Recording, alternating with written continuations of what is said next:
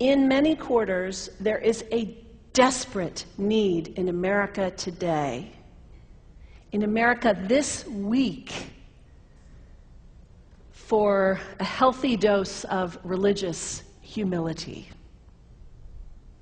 There are too many people getting too much face time on television who claim exalted status for Christianity and who are demeaning other faith traditions, particularly that of Islam. And my friends, this has got to stop. The trigger for this latest wave of intolerance is media coverage, many of you have seen it, about a plan to build a Muslim community center 2 blocks from Ground Zero. The center will have a mosque, an auditorium, and a pool. It is modeled after YMCAs and Jewish community centers all across the country. For all I know, it's got locker rooms and childcare. Now, to be very clear here, reasonable, faithful, caring people can disagree about how they feel about this facility being built so close to Ground Zero. But that does not justify the wave of fear and suspicion that has washed over this country over the last 10 days.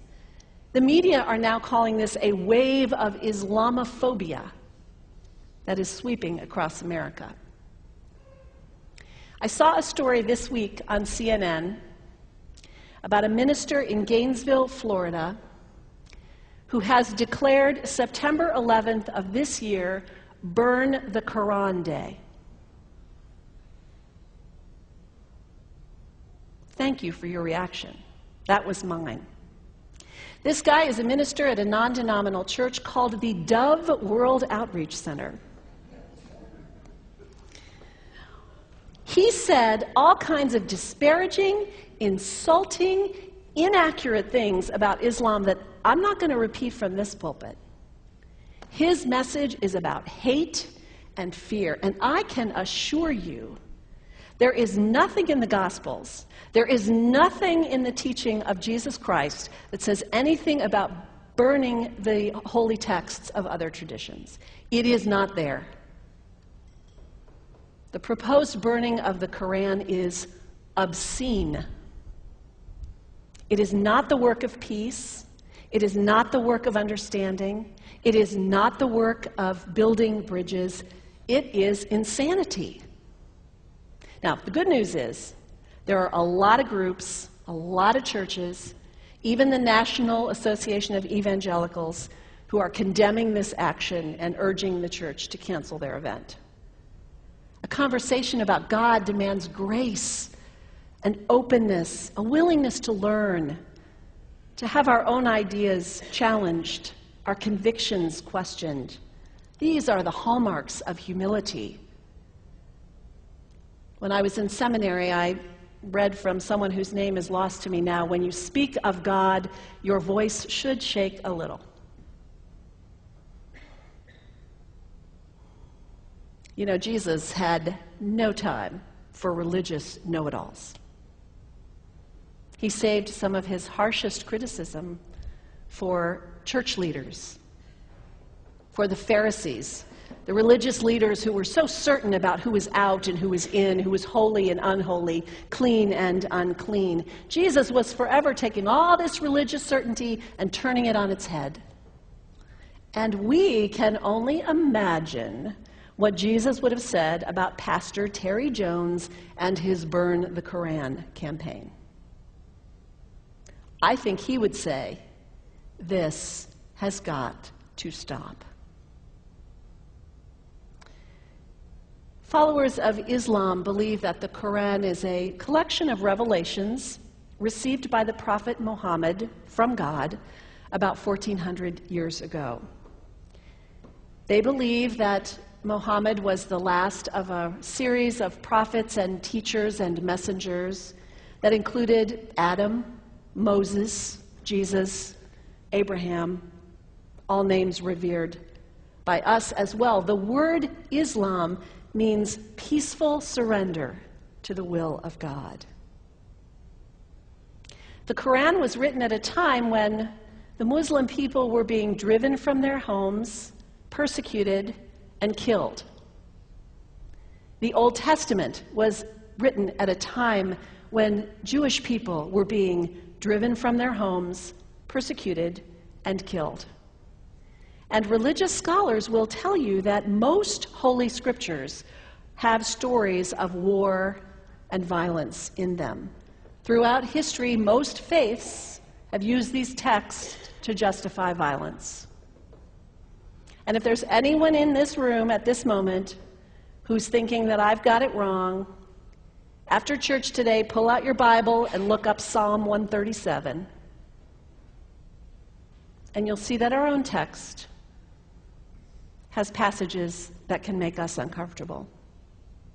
But also, like the Bible, the predominant message of the Quran is of peace and care and loving God, justice, care for the neighbor, care for the stranger.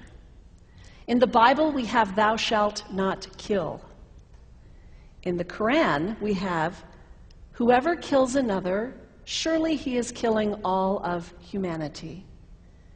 And whoever saves the life of another, surely he saves the lives of all humanity. These are words of peace, words of faith, words that could save the world if we would take them to heart. The second thing you can do the next time someone sends you one of those emails demonizing Islam, delete it. Don't forward it. Don't participate in the stereotyping. Don't give in to your fear. It's okay to be a little afraid. We all have those emotions. Just don't give in to it. Don't sign on for it.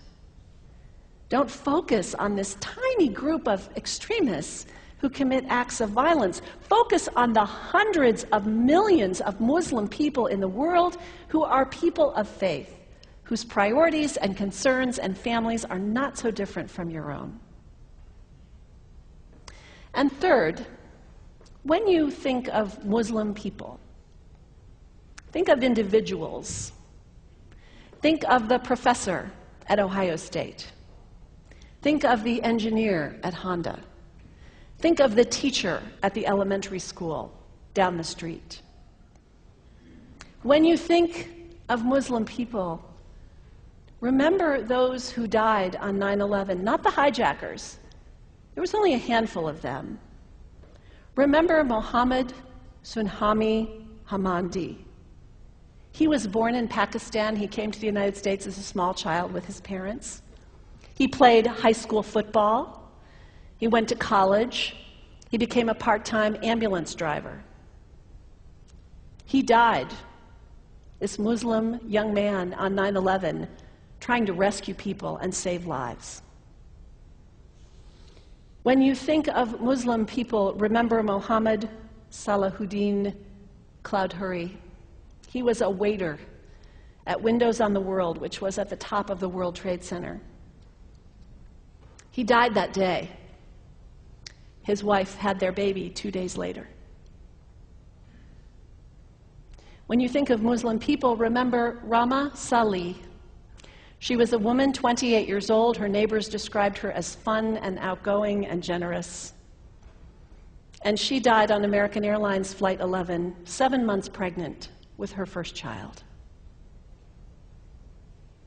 Remember the founder of the Islamic Circle of North America, who worked in the World Trade Center and also died on September 11th. That same group now is giving away tens of thousands of copies of the Quran in response to the campaign about burning the Quran. In the language of their own tradition, they are spreading words of faith and peace and hope. One of the ladies at the 8:30 service this morning said to me after, maybe we should declare September 11th, buy a Quran and read some of it. It is for us to share our message of love and hope and peace, but let us do it with grace and respect, and above all, humility. God grant us, as individuals, as a nation, as Christians, the humility for this work.